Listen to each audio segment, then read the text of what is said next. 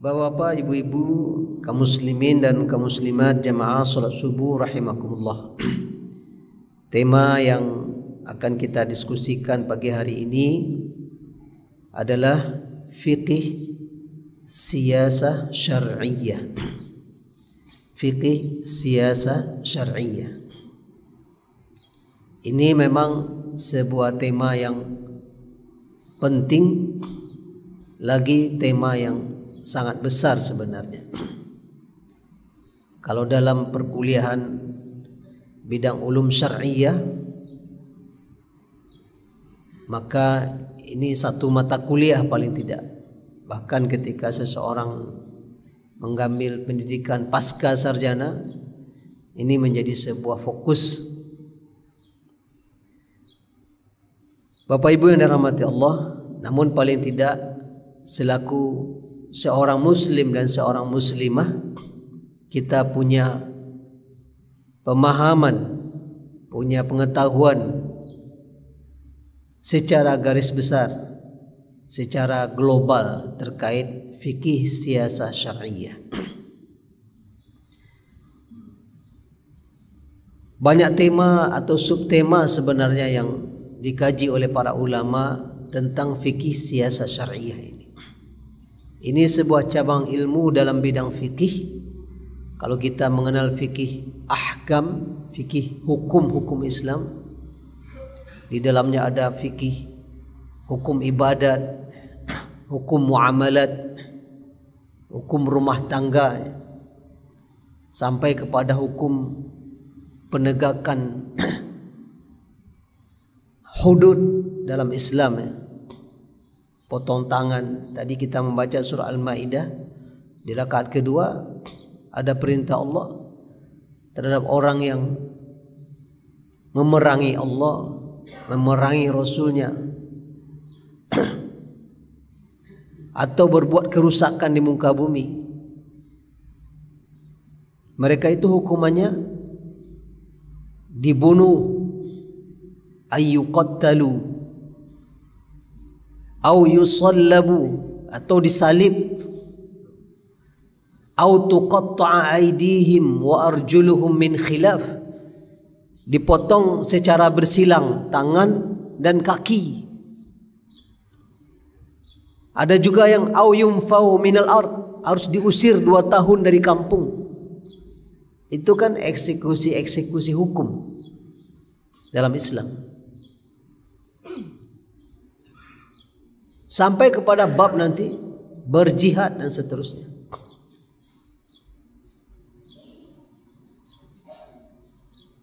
Yang kemudian hukum-hukum ini kan tidak sekedar menjadi sebuah pengetahuan, tetapi menjadi sebuah amalan, menjadi sebuah aplikasi yang ditegakkan, yang kemudian harus ada piranti yang menegakkannya, harus ada alat yang menegakkannya. Jangan sampai nanti setiap orang mengeksekusi sendiri-sendiri, maka akan terjadi fitnah. Dulu pernah ketika ada,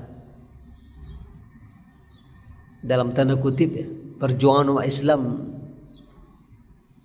di Poso, kalau di Sulawesi ya, sebutlah jihad atau apa namanya,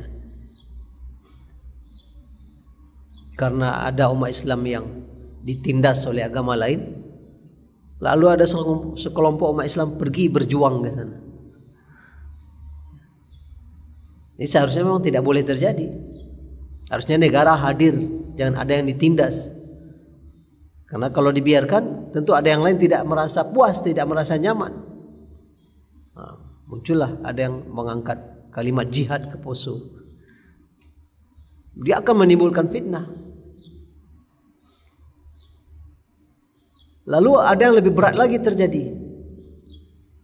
Rupanya di situ ada yang berzina. Na'udzubillah. Dan berzina ini dia sudah muhsan, ya, sudah pernah kawin. Nah, kalau menurut Islam apa hukumannya? dirajam. Maka kabarnya ada panglima kemudian mengeksekusi hukum rajam di sana, menimbulkan fitnah.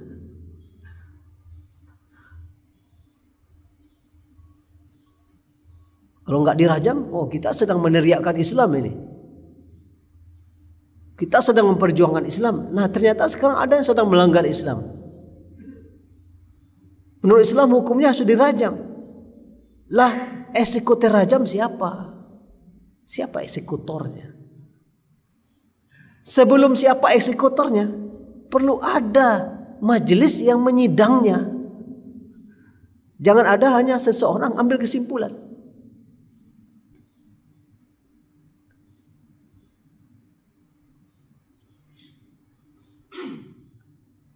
Banyak ikutan-ikutannya. Nah, kemudian muncullah istilah fikih siasat syariah. Istilah siasat syariah ini Bapak Ibu tidak ada di masa Rasul, tidak ada di masa sahabat, enggak ada di masa tabi'in, enggak ada di masa tabi'in. Nah, coba bayangkan. Yang pertama kali memakai istilah siasat syariah ini Ibnu Aqil di abad ke-6 Hijriah. Lalu diikuti oleh Ibnu Taimiyah dan muridnya Ibnu Qayyim Al-Jauziyah. Jadi Rasul nggak pernah mengucapkannya siasat syariah, para sahabat juga nggak pernah, para tabi'in juga nggak ada. Istilah ini baru muncul kemudian di abad ke-6 atau 500 sekian Hijriah dan abad ke-7 dan abad ke-8 Hijriah. Imam Ibnu Taimiyah menggunakan istilah ini dalam Majmu' Fatawanya. Imam Ibnul Qayyim Al-Jauziyah menggunakan istilah ini dan bahkan cukup merincikan dalam bukunya I'lamul Muwaqqi'in, muridnya Ibnu Taimiyah.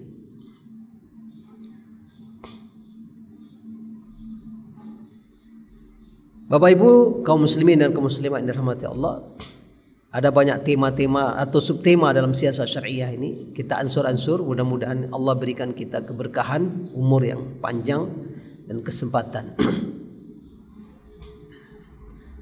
Yang pertama kita bicara dulu tentang hukum Islam.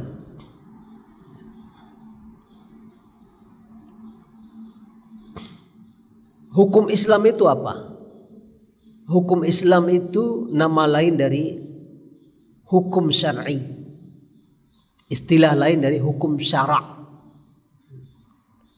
Kalau kita orang Minang sudah mengenal istilah adat basandi syara', syara' basandi kitabullah.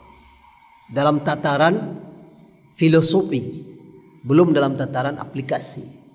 Sebab dalam tataran pemahamannya juga belum tuntas.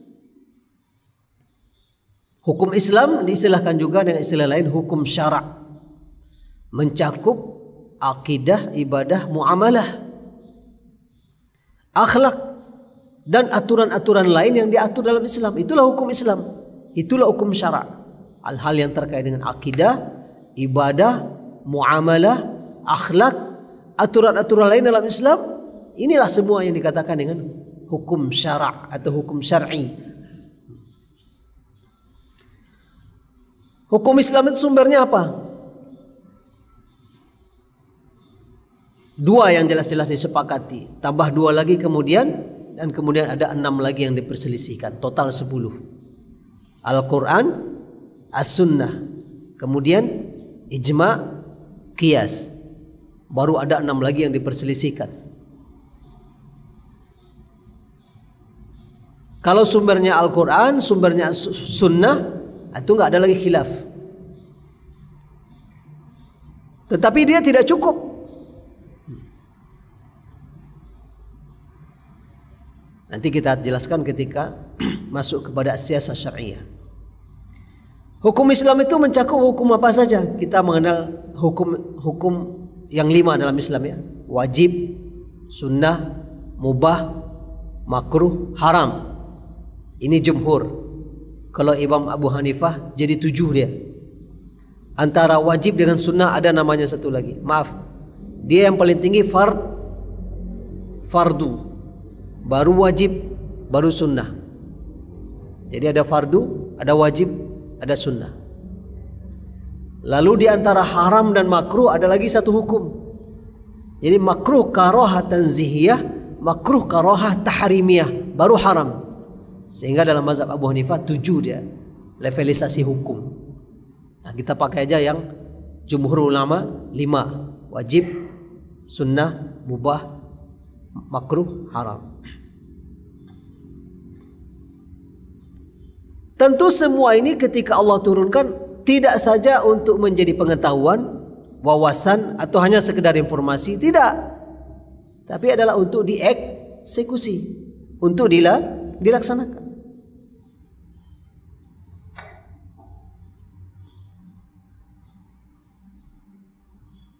Di masa Rasulullah SAW, maaf, sebelum masa Rasulullah, bangsa Arab tidak mengenal pemerintahan. Sehingga kita tidak mengenal istilah kerajaan Mekah. Ada nggak dalam sejarah kita baca? Kerajaan Mekah. Kalau ada kerajaan-kerajaan kecil itu di pinggir-pinggir Jazirah Arab. Ya. Yang kita kenal adalah kerajaan besar Romawi dan kerajaan besar Persia. Romawi itu Eropa, sampai ke Eropa Timur, sampai ke negeri Syam, itu dulu daerah kekuasaan Romawi Timur. Lalu kerajaan Persia, yaitu Iran dan terus ke atas, itu dikatakan Persia. 2 imperator besar ya, yang seringkali mereka berperang dan saling mengalahkan. Allah abadikan dalam surah Ar-Rum, Alif Lam Mim, ghulibatir Rum. Ya, Alif Lam Mim, bangsa Rum dikalahkan oleh Persia. Wa hum min ba'di ghalabihim sayaghlibun. Dan mereka setelah kalah nanti akan menang. Dan betul masih disaksikan oleh Rasulullah dan para sahabat kemenangan Romawi terhadap Persia. Bangsa Arab hidupnya qabail, kabilah-kabilah. Setiap orang tunduk dengan sukunya masing-masing. Lintas kabilah ada semacam kepemimpinan kolektif kolegial. Bersama-sama aja mengatur kota Mekah itu. Walaupun ada 2 suku besar yang juga cukup berkuasa, yang mengendalikan air Zam-Zam, Bani Hashim. Karena si Hashim ini yang menemukan air Zam-Zam kembali setelah hilang. Yang mengendalikan kunci Ka'bah, Utsman bin Talha, karena dia yang mewarisi kunci Ka'bah ini turun-menurun sejak dahulu. Maka 2 itu menjadi pengendali di kota Mekah. Selebihnya hidup kabilah masing-masing. Lalu nanti kepala-kepala suku berunding kalau ada hal-hal kebersamaan. Kalau nggak sepakat, perang mereka. Gitu aja. Masih ingat kisah ketika Nabi SAW masih berumur 35 tahun. Ka'bah mereka pugar karena sudah rusak-rusak.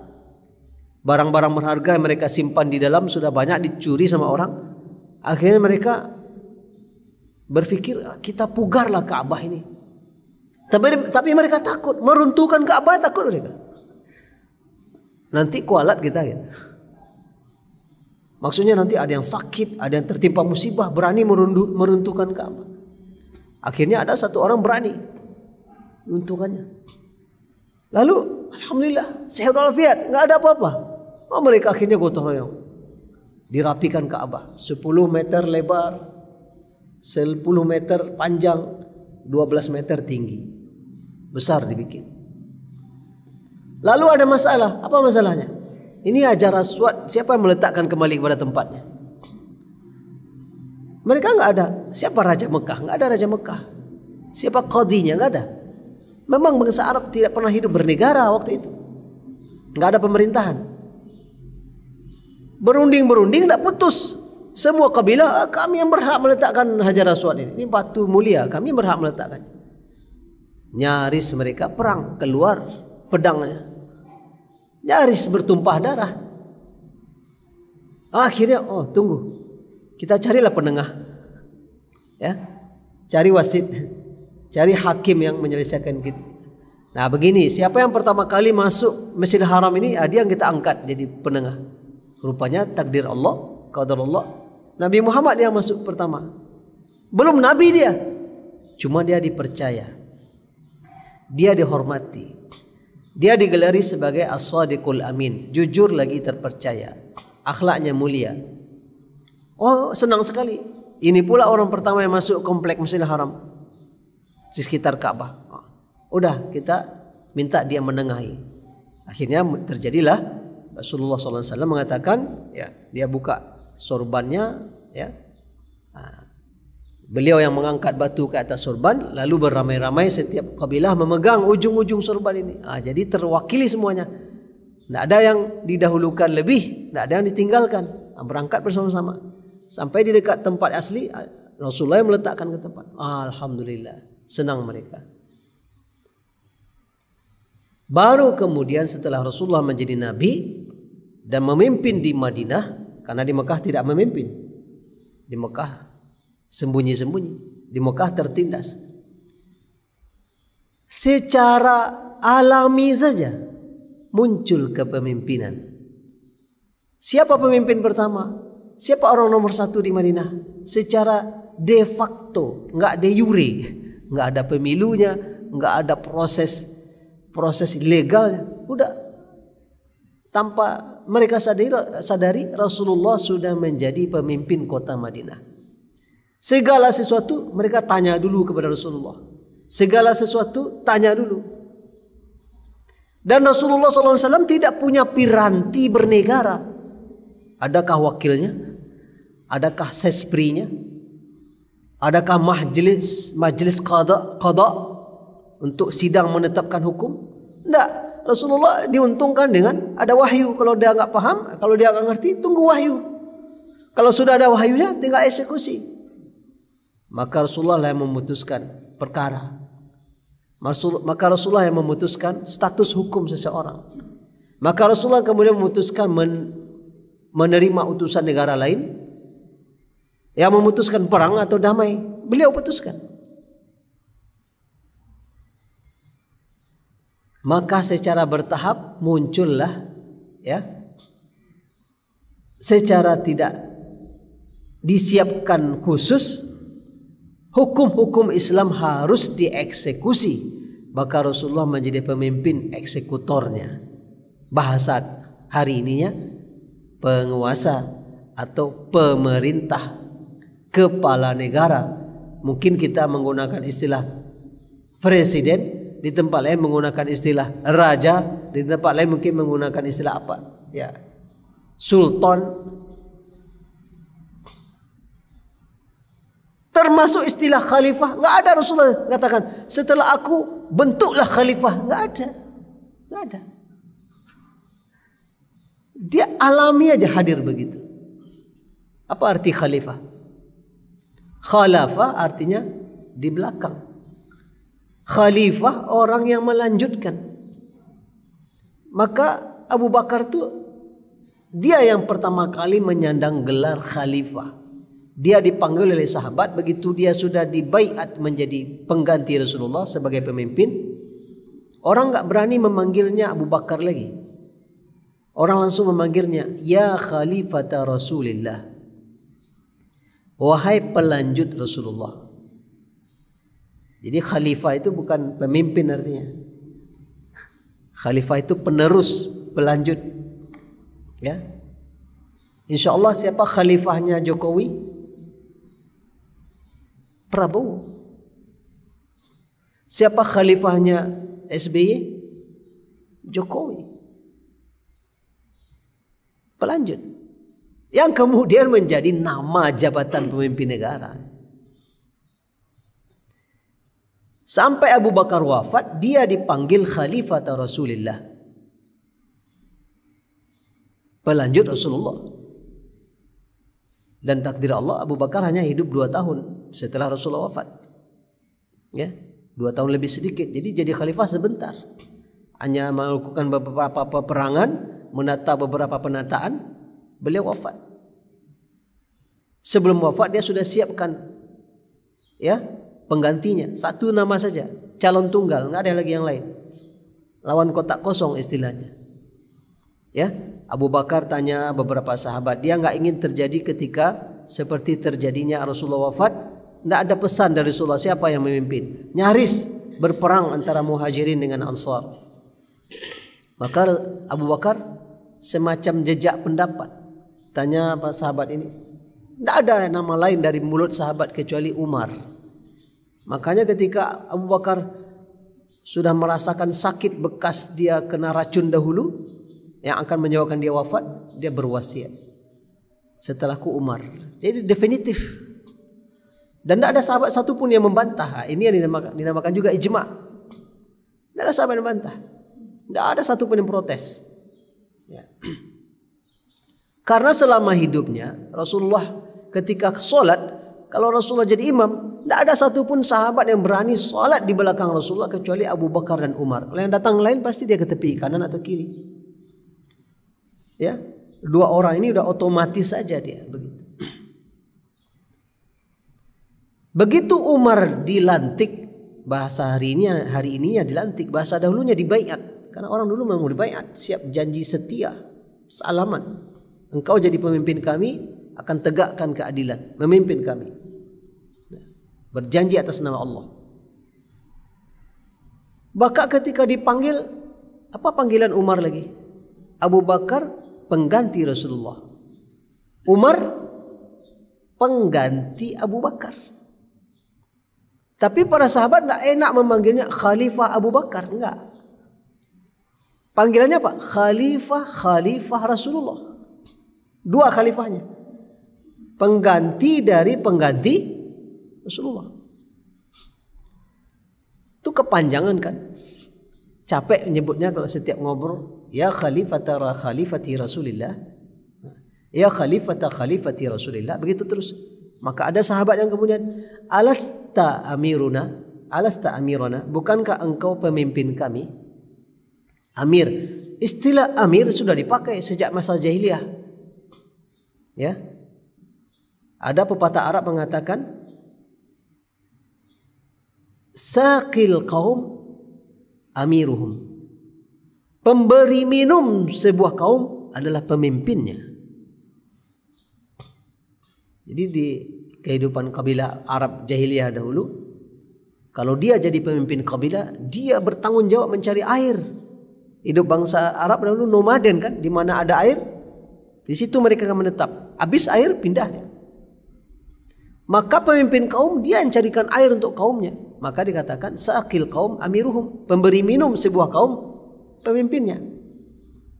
Maka sahabat bertanya, alasta amirana, bukankah engkau pemimpin kami? Ya. Maka engkau amirul mukminin. Maka Umar lah yang pertama memakai istilah amirul mukminin. Setelah itu jadi mudah lagi. Semua yang menggantikan dipanggil amirul mukminin.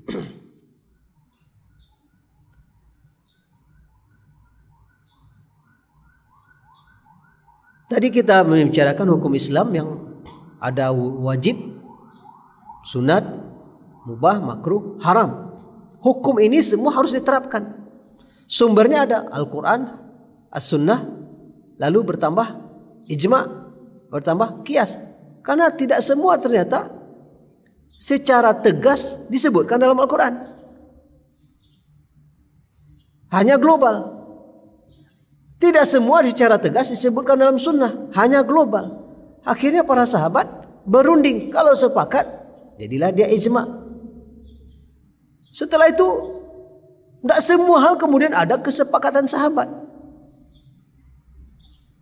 Para sahabat sudah berpindah-pindah, bercerai, ada yang sudah wafat. Pergi penaklukkan Afrika, pindah di Afrika. Penaklukkan ke Asia, ada yang tinggal di Asia. Makanya ada sahabat yang kuburannya di Turki. Ada yang kuburannya di Rusia, ada yang kuburannya di Afrika. Kapanlah mereka bersepakat? Muncul lagi kemudian qiyas, ya, analogi. Hukum asli begini, ada yang mirip dengan itu, dikiaskan, muncullah qiyas. Empat ini kemudian menjadi sumber utama rujukan Islam. Tapi setelah itu berijtihad lagi para ulama di kalangan tabi'in, tabi'in, karena kehidupan semakin luas. Ya. Perbuatan anak manusia juga berkembang, perangai manusia berkembang. Sumber tidak tercover semuanya dalam teks-teks Al-Quran dan hadis. Maka muncullah kemudian masalih mursalah, maslahat.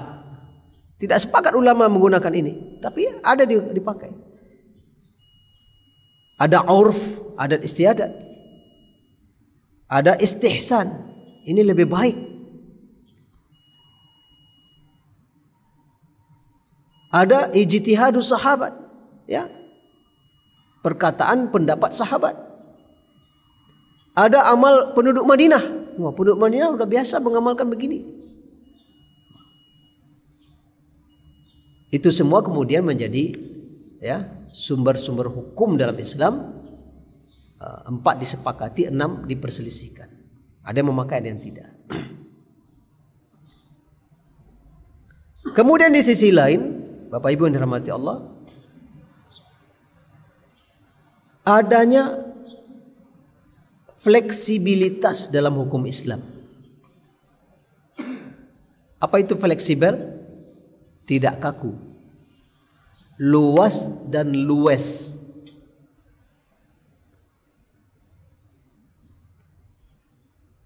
Syekh Dr. Yusuf Qaradawi menulis satu buku tersendiri tema ini. Awamilus Sa'ah wal Murunah fil Islam. Satu buku tebal. Faktor-faktor keluasan dan keluasan dalam ajaran Islam.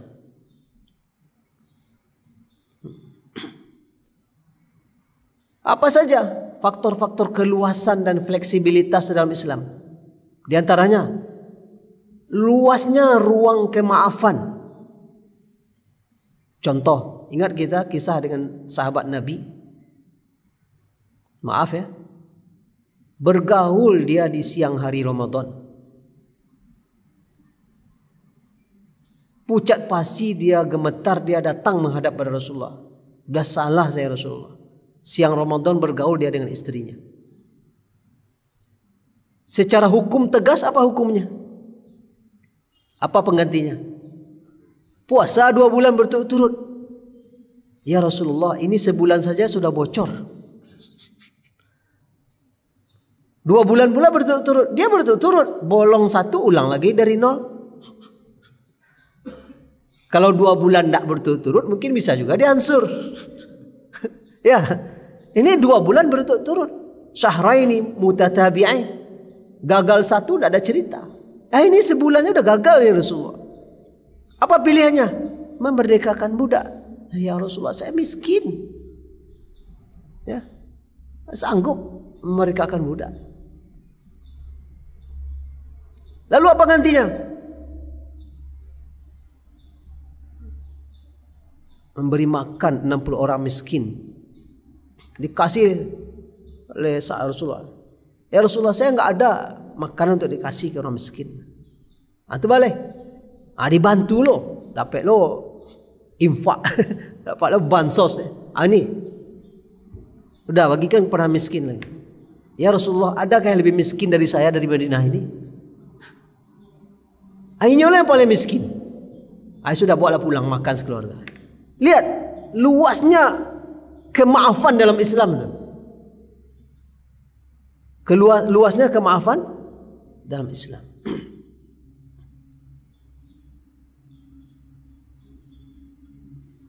Itu juga diterapkan oleh Rasulullah, diterapkan oleh Abu Bakar dan Umar. Bahkan terkenal di masa Umar, Umar tidak menerapkan potong tangan ketika terjadi paceklik. Ya. Jadi ada hukum-hukum yang sudah pasti tidak ditegakkan sama Umar karena ada faktor lain. Makanya ada muncul istilah masalih mursalah, kemaslahatan. Umar tidak membagi ghanimah perang Khaybar. Jatah ketika Umar sudah menghabisi Yahudi di Khaybar sehabis-habisnya, itu ghanimah perang enggak dibagi oleh Umar. Padahal membagi-bagi ghanimah perang ini ayatnya. Surah Al-Anfal. Ayat itu. Allah dan Rasulnya 1/5. Lalu pasukan dibagi. Pejalan kaki 1/5, penunggang kuda 3/5. Oleh Umar tidak dibagi-bagi. Umar tidak menerapkan Islam. Umar tidak menegakkan Al-Quran. Tidak. Ada kemaslahatan yang lebih besar. Ini kalau para sahabat dibagi-bagi kaplingnya di Khaybar, hanya tinggal di situ, nyobek rumah situ. Siapa lagi yang pergi berjihad? Maka kemaslahatan yang ada waktu itu menurut Umar tidak dibagi-bagi ghanimah ini. Dikendalikan dan dipegang oleh negara. Masing-masing nanti mendapat hasilnya.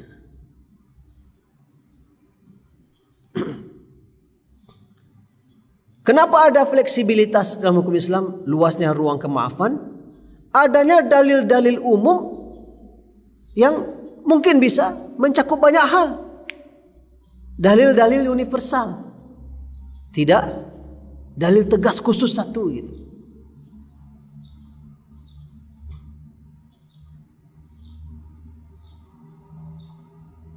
Saya dulu waktu kuliah di Kuwait ikut kajian sekali sepekan dengan kawan-kawan Indonesia, Malaysia, Singapura, Asia Tenggara. Bertepatan saya ketua mahasiswa Asia Tenggara di Kuwait waktu itu, mengkoordinir pengajian. Jadi kali itu kami kajian dengan seorang syekh. Ya, beliau seorang bagus, ya. Seorang yang alim, tawadhu.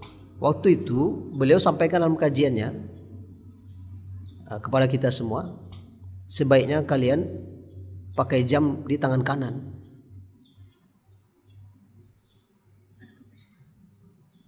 Pakai jam di tangan kanan. Kenapa? Beliau tak katakan, kalau kita pakai jam di tangan kiri, kita menyerupai orang kafir. Rasulullah katakan dalam hadisnya, man tashabbaha biqaumin fahuwa minhum. Atau kama qala Rasulullah sallallahu alaihi wasallam, siapa yang menyerupai sebuah kaum, maka dia bagian dari kaum itu. Yang masih pakai tangan kiri. Tapi penjelasan Syekh ini bagi anak pribadi agak mengganggu di hati. Apalagi banyak mahasiswa-mahasiswa baru. Anak pribadi, saya pribadi waktu itu sudah di kanan juga jamnya. Lalu setelah itu udah panjang penjelasan kajian, temanya tidak tema itu ya. Cuma pas dalam selipan yang beliau sampaikan masuk itu. Saya yakin maksudnya bagus.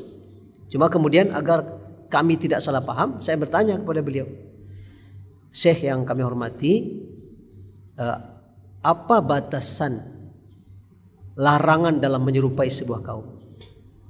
Apakah semua menyerupai jadi terlarang? Sebab kami datang ke majelis pengajian ini, kami naik bis. Ya, kami naik bis ke sini dan bis itu buatan Amerika. Di Timur Tengah kebanyakan mobil Eropa, Amerika, Chevrolet, ya, GMC, Mercedes. Bagusnya kami kan ke sini jalan kaki atau naik onta atau naik kuda, ya nggak bisa. Nah, beri kami penjelasan itu agar kami tidak salah nanti kalau apalagi pulang ke negara masing-masing, nanti bersikap ekstrim kita. Beliau agak ya mungkin menyadari bahwa tadi mungkin tidak itu maksudnya. Maka kalau kita mau pakai jam di kanan ini, ada dalil lain. Kalau dalil siapa yang menyerupai sebuah kaum maka dia bagian dari kaum itu dalil umum. Tidak pas untuk menyimpulkan sebuah konsekuensi hukum haram atau wajib atau sunnah. Perlu hukum dalil detail terkait itu sendiri yang lebih mengarah. Rasul sendiri tidak punya jam karena di masa Rasulullah belum ditemukan jam. Nggak ada jam, sahabat nggak ada jam. Ingat apa yang menyebabkan munculnya syariat azan? Rasulullah sudah pindah ke Madinah, sudah ada Masjid Nabawi, sudah ada waktu sholat, tapi baru tanda-tanda alam kan, belum ada imsakiyah, apalagi jam digital tuh nggak ada. Waktu subuh terbit fajar, waktu zuhur tergelincir matahari sedikit, waktu asar bayang-bayang lebih panjang dari sebuah benda, maghrib terbenam matahari, isya hilang cahaya merah. Jadi sahabat itu datang ke masjid, ada yang kecepatan, ada yang terlambat. Karena kan melihat tanda-tanda alam aja kan. Lalu ada yang bertanya, ya Rasulullah, berilah tanda waktu sholat sudah masuk. Ada yang mengusulkan lonceng, Rasulullah tolak. Ya, itu budaya agama lain. Ada yang mengusulkan trompet, Rasulullah tolak. Lalu belum ada keputusan, bubar. Ada seorang sahabat Nabi SAW, dia tidur, dalam mimpinya diajarkan azan oleh malaikat yang datang bersama dia. Dia bawa lonceng. Kamu yang berjubah hijau, boleh saya pinjam lonceng? Untuk apa loncengnya? Nanti saya kasih Rasulullah untuk menandai waktu sholat. Oh, mau saya ajarkan kalimat. Diajarkan kalimat azan dari Allahu Akbar sampai la ilaha illallah. Bangun dia, ingat dia semuanya. Berarti itu mimpi yang benar. Dia sampaikan kepada Rasulullah suruh ajarkan kepada Bilal, lalu Bilal kumandangkan. Sejak itulah ada azan. Sahabat ada jam, Rasulullah tidak ada jam. Rasulullah tidak punya jam. Sehingga tentu tidak ada dalil Rasulullah jamnya di kanan atau di kiri. Tidak ada. Ada hadis yang menyebutkan karena Rasulullah SAW yuhibbu tayammunan fi kulli khair. Rasulullah suka berkanan-kanan dalam kebaikan. Pasang baju kanan, ya. Pasang sepatu atau sendal kanan. Keluar rumah kaki kanan. Segala hal makan kanan. Pakai jam kebaikan, ya sudah. Ini masih masuk daripada menyerupai sebuah kaum. Nah, jadi ada fleksibilitas hukum dalam Islam. Ada dalil-dalil umum. Ada dalil atau teks dalam Islam, baik Al-Quran ataupun hadis, memiliki lebih dari satu makna atau lebih dari satu tunjukan, dilalah. Ya, memiliki makna 2 atau 3. Nah, itu akan menimbulkan hukum lebih dari satu. Jadi tidak saja ada fleksibel, juga ada yang kemudian memiliki lebih dari satu pengertian. Contoh yang sederhana, wal mutallaqatu yatarabbasna bi anfusihinna salasata quru', itu dalam surah Al-Baqarah. Wanita-wanita yang dicerai oleh suaminya masa iddahnya 3 quru'. 3 quru' itu dalam bahasa Arab, quru' mengandung arti bersih atau suci, juga mengandung arti haid. Nah, ini masa iddahnya 3 kali suci atau 3 kali haid. 3 kali suci lebih panjang daripada 3 kali haid. Menimbulkan 2 kesimpulan hukum. Nah. Belum lagi fleksibilitas hukum Islam, adanya rukhsah, ada juga keringanan, ya kan? Tidak semuanya kaku dalam satu hukum. Apalagi kemudian apabila hukum itu bukan saja yang bersumber dari Al-Quran dan Sunnah, tapi bersumber dari fatwa ulama. Karena para sahabat berfatwa, setelah itu tabi'in berfatwa juga. Ya. Kalau Bapak Ibu membuka tafsir, apa tafsir yang paling bagus menjadi rujukan kita? Tafsir yang paling tua, yang paling bagus sampai ke kita, tafsir Ibnu Jarir At-Tabari yang dibukukan abad ke-3. Maka kalau kita buka, inilah tafsir bil ma'sur yang paling bagus di dunia hari ini. Maka Ibnu Jarir ketika menafsirkan, menukilkan pendapat tabi'in, fatwa tabi'in tentang ayat ini gitu. Atau di atasnya lagi fatwa sahabat, yang paling banyak itu Ibnu Abbas. Kemudian muridnya Ibnu Abbas adalah Mujahid tabi'in. Dia menafsirkan ayat yang tidak ada hadisnya. Ya. Kemudian fatwa itu pun kemudian berpotensi berubah karena berpindahnya tempat atau bertukarnya situasi. Imam Syafi'i lahir di Baghdad, hidup di Baghdad, menjadi guru di Baghdad, berfatwa di Baghdad, sekian ratus bahkan ribuan fatwanya. Qadarullah beliau pindah ke Mesir, hidup di Kairo sampai wafat dan dikuburkan di Mesir. Hidup di Mesir ada perubahan tempat, ada perubahan kebiasaan, ada perubahan manusia yang hidup di situ. Berubah juga fatwa Imam Syafi'i sehingga ada dikenal qaulul qadim, qaulul jadid.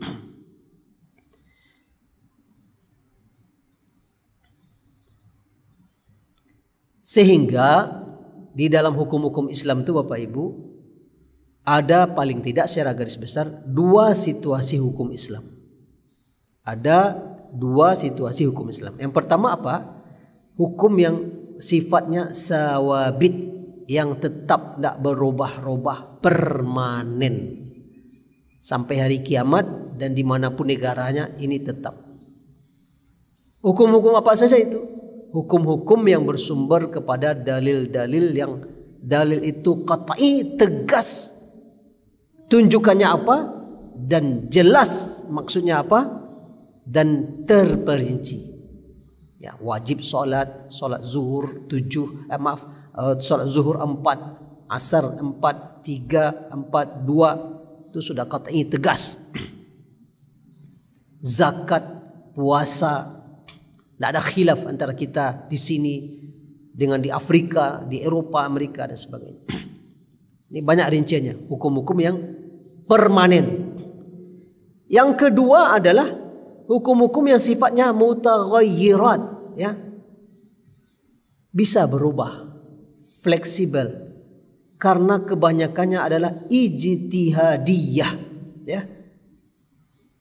Ijtihad olahan para ulama. Kalau ijtihadnya kolektif bagus sekali. Tapi dahulu belum ada ijtihad kolektif itu dulu di masa tabi'in, tabi'in. Dulu para ulama ijtihad sendiri. Pertama memang kehebatan, kecerdasan, kemampuan dan alat yang dimilikinya luar biasa. Yang kedua belum ada dulu dilembagakan. Nah, sekarang ya di era kontemporer ini sudah banyak lembaga fatwa. Kalau kita di Indonesia misalnya MUI, mereka per 3 bulan muzakarah, dikaji betul, masing-masing keluarkan dalilnya, masing-masing munculkan argumen-argumennya, lalu sampai akhir keluarlah fatwanya. Ijtihad kolektif. Di Arab Saudi ada lembaganya, fatwanya. Di Kuwait punya lembaga sendiri, di Mesir punya Darul Ifta, di Maroko juga. Masing-masing lembaga ini mengeluarkan fatwanya. Bagus juga Bapak Ibu koleksi itu. Buku fatwa, kumpulan fatwa MUI aja sudah setebal ini, luar biasa.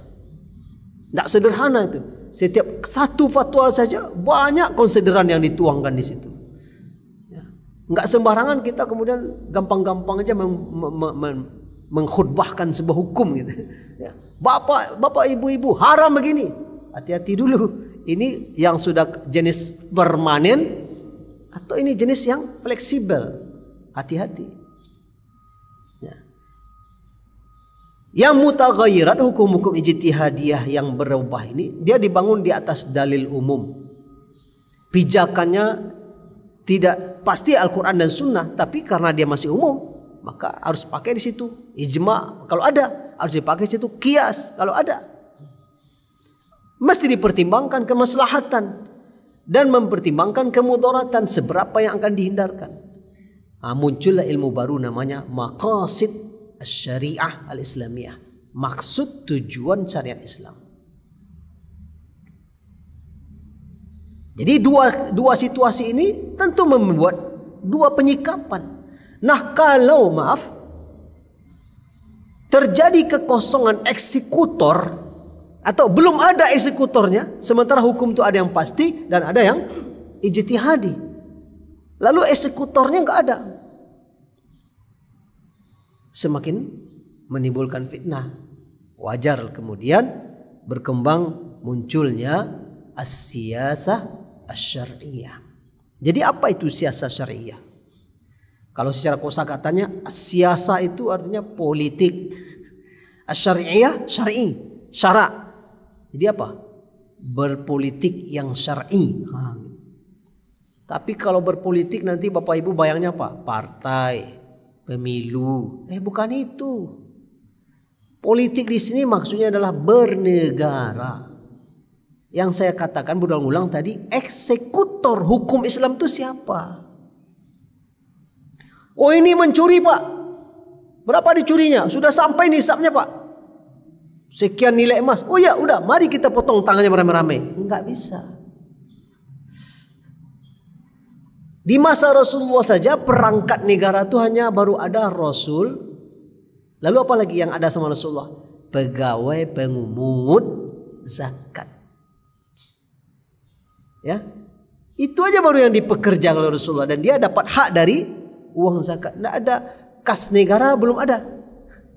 Baitul mal nggak ada. Rasulullah berapa terima zakat, buru-buru eksekusi. Pernah beliau selesai sholat asar, belum zikir panjang-panjang, langsung berdiri tegak kejar, pergi dia ke ruangannya. Tak kemana beliau pergi. Habis itu balik lagi, duduk lagi. Ya Rasulullah, tadi engkau kemana? Teringat saya ada zakat yang belum dibagikan. Saya takut nanti terlambat. Pergi itu. Eksekutor aja langsung begitu. Rasulullah tidak melegitimasi, tidak membatalkan legitimasi kabilah-kabilah, enggak. Kabilah itu cukup bayarkan zakatnya, tunaikan, store ke Rasulullah. Tapi kepemimpinan di kabilah dihapus Rasulullah? Tidak. Jadi mungkin di masa Rasulullah itu pemerintahannya nyaris 100% desentralisasi. Ya, yang dipegang Rasulullah apa? Keputusan hukum, pengambilan zakat, penetapan perang atau tidak.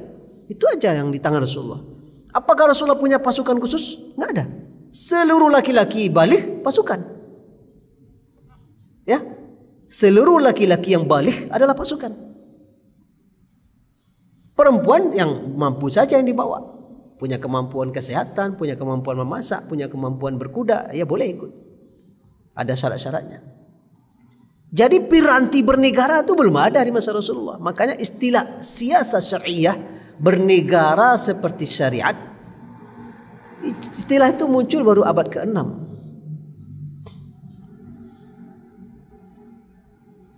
Sehingga kemudian para ulama, ini panjang pembahasan, apa ini maksud dengan siasah syariah? Apakah bersiasat seperti yang dikatakan oleh syariat? Kalau seperti yang dikatakan oleh syariat, maka akan sangat sempit, karena syariat tidak mengatakan segala-galanya. Ayat kan terbatas, hadis terbatas. Maka kemudian para ulama kontemporer memperluas siasah syariah itu adalah bagaimana mengelola negara atau mengelola pemerintahan tidak bertentangan dengan syariat. Ya, tidak bertentangan dengan syariat. Bukan seperti yang dikatakan oleh syariat. Karena syariat tidak mengatakan semuanya. Apakah Rasulullah mengatakan semuanya? Maaf. Apa hukum upacara bendera?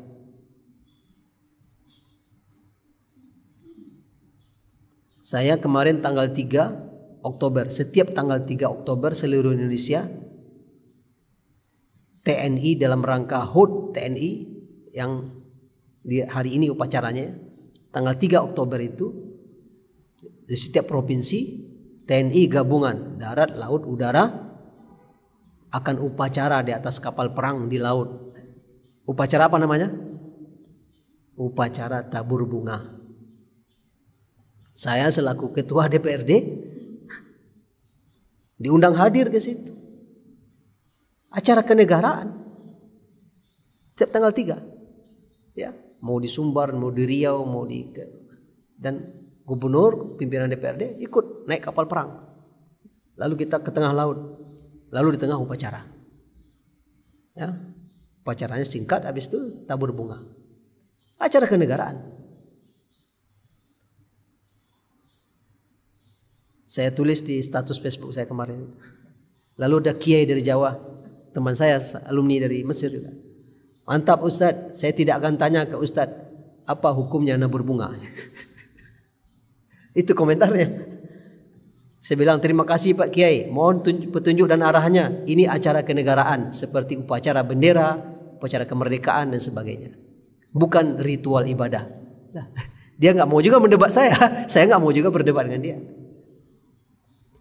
Maka siasah syariah itu apa? Pengelolaan pemerintahan atau pengelolaan politik yang tidak bertentangan dengan syariat. Bukan seperti yang dikatakan syariat. Karena nggak bisa semua dikerjakan. Sebagaimana tidak semua juga ada nasnya, ada teks dalilnya. Jadi memakai istilah ini tidak pernah dilakukan oleh Rasulullah, ini tidak pernah dilakukan sahabat. Itu sempit sekali kehidupan kalau hari ini kita sebut itu. Ya, menimbulkan banyak perdebatan. Karena Umar saja sudah mengerjakan sesuatu yang tidak dikerjakan oleh Rasulullah. Padahal jaraknya masih dekat. Karena dia butuh berijtihad. Apalagi orang setelah Umar ketika kehidupan semakin luas. Ketika bukan saja penduduknya yang bersama kaum muslimin, ya Madinah di masa Umar itu 100% muslim. Coba bayangkan, Umar itu cita-citanya mati di Madinah lalu mati syahid. Gimana caranya itu? Madinah negeri Islam, tidak ada orang kafir dalam Madinah. Udah luas kerajaan Umar itu, udah sampai ke Persia, sampai ke Mesir, sampai ke Palestina, ke Yaman di bawah sudah kekuasaannya. Nah, kira-kira gimana mati syahid di Madinah itu?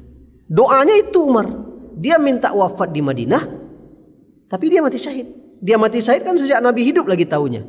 Sudah ada hadisnya, beberapa hadisnya. Umar itu mati syahid, Utsman mati syahid, Ali mati syahid. Mereka udah masih hidup, udah tahu mereka mati syahid. Tapi itulah Allah sudah punya rencana. Maksudnya Allah sudah punya keputusan. Umar izinkan seorang sahabat membawa budaknya Majusi karena dia pandai besi, dia pandai bikin pisau.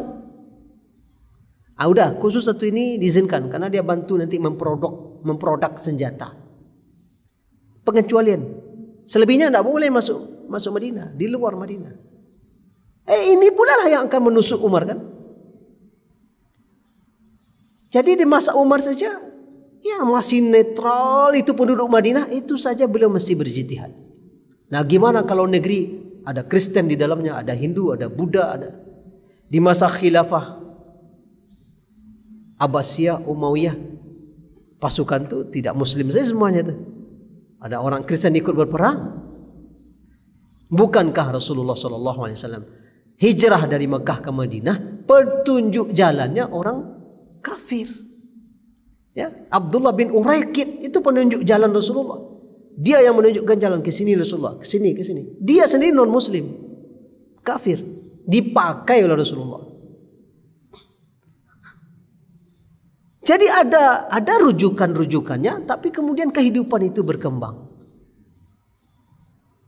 Maka tentunya munculnya siasah syariah ini adalah solusi bagi umat Islam karena pemerintah sudah ada. Dia muncul ketika sudah ada khilafah. Nah, ketika khilafah sudah bubar, kita hidup di negara yang terpisah-pisah, apalagi siasah syariah. Maka semakin luas bernegara ini. Di negara kita ada partai politik. Di Mesir tidak pakai partai politik orang maju pemilu, enggak, independen. Di Kuwait orang pemilu enggak pakai partai politik. Di Qatar pemilu enggak pakai partai politik. Di Arab Saudi tidak ada partai politik, ditunjuk saja langsung oleh raja siapa majelis permusyawaratannya itu. Masing-masing negara punya kebijakan-kebijakan. Tentu itu juga membuat semakin luasnya cakupan as-siyasah asy-syar'iyyah. Itu sebagai mukaddimah. Ya, ini sama dengan kuliah berapa SKS kita ini ya. Ya enggak apa-apa, kan kita menuntut ilmu dari ayunan sampai wafat kita sedang menuntut ilmu juga baru alhamdulillah, enggak apa-apa. Paling tidak kita kemudian punya gambaran wawasan. Ternyata siasah syariah itu bukan menerapkan syariat Islam langsung, tapi bagaimana bersiasah tidak menyelisihi syariat. Ya. Tidak menyelisihi syariat. Itulah perjuangan berat. Kalau sampai pada masanya nanti bukan saja tidak menyelisihi, langsung menerapkan. Wah, luar biasa. Mantap. Bagus sekali. Tapi itu butuh piranti. Bapak, sebelum saya tutup, Taliban pernah berkuasa di Afghanistan. Dengan ekstrim langsung. Perempuan tidak boleh sekolah, ini nggak boleh, ini nggak boleh. Setelah itu dia ditumbangkan oleh Amerika. Ya, padahal dia menumbangkan penguasa resmi Afghanistan, Taliban itu disupport oleh Amerika melalui Pakistan. Dahulu. Karena saya tahu betul, ya, teman saya sama kuliah di Kuwait itu ponakan kandung Burhanuddin Rabbani, presiden sah Afghanistan. Tapi Burhanuddin ini dikudeta oleh Taliban. Tiba-tiba kuat saja persenjataan Taliban ini semuanya. Tumbang itu penguasa resmi Burhanuddin Rabbani, ya, Abdul Rabbir Rasul As-Sayyaf, tumbang semuanya. Siapa di belakang Taliban ini? Ya, Amerika juga. Berkuasa dengan ekstrim lalu ditumbangkan Taliban oleh Amerika. Bercokol Amerika belasan tahun dilawan terus oleh Taliban dan yang kekuatan lain. Akhirnya tumbang pula Amerika. Angkat kaki Amerika. Sekarang berkuasa Taliban. Dia sudah belajar. Cara dia yang pertama dulu tidak benar. Sekarang dia berkuasa lebih fleksibel. Dia hadirkan pula kesejukan Islam di Afghanistan itu. Jadi manusia itu belajar juga dia. Mungkin dalam benak kita, saya kalau jadi raja ini, saya fikih ini saya terapkan ini. Ya, nggak ada nih. Pokoknya fikih sunnah ini jalan semuanya sih. Cobalah Anda akan tumbang setelah itu. Sudah dicoba juga oleh Erbakan di Turki. Berkuasa dia langsung digalangnya 8 negara Islam. Ayo kita kerjasama, jual beli dengan mata uang kita. Nggak suka Amerika. Dijatuhkan Erbakan. Oh, nggak bisa. Datang Erdogan. Dia udah belajar dari cara Erbakan. Jangan pagi-pagi kita sudah target dosis tinggi begitu kan. Erdogan 3 periode jadi Perdana Menteri, jilbab masih dilarang masuk kampus. Lalu gimana kaum muslimah pergi kuliah? Pakai jilbab di dalam, beli rambut palsu, taruh rambut palsu di luar. Masuk ke kampus. Kalau pakai jilbab dihadang oleh polisi. Itu anehnya sekulernya Turki. Lalu Erdogan jadi presiden dan sekarang sudah periode ketiga. Sekarang jilbab di mana-mana. Rambut ini masuk museum sekarang. Pergilah ke Turki. Itu wig itulah jadi pajangan di museum di Turki, di Istanbul. Itu namanya as-siyasah syar'iyyah. Ya. Bagaimana mengelola pemerintahan, bagaimana mengelola bernegara, bagaimana berpolitik tidak menyelisih syariat. Butuh waktu dan butuh tahapan-tahapan. Jazakumullah khair. Aku qouli hadza astaghfirullah li wa lakum. Wassalamualaikum warahmatullahi wabarakatuh.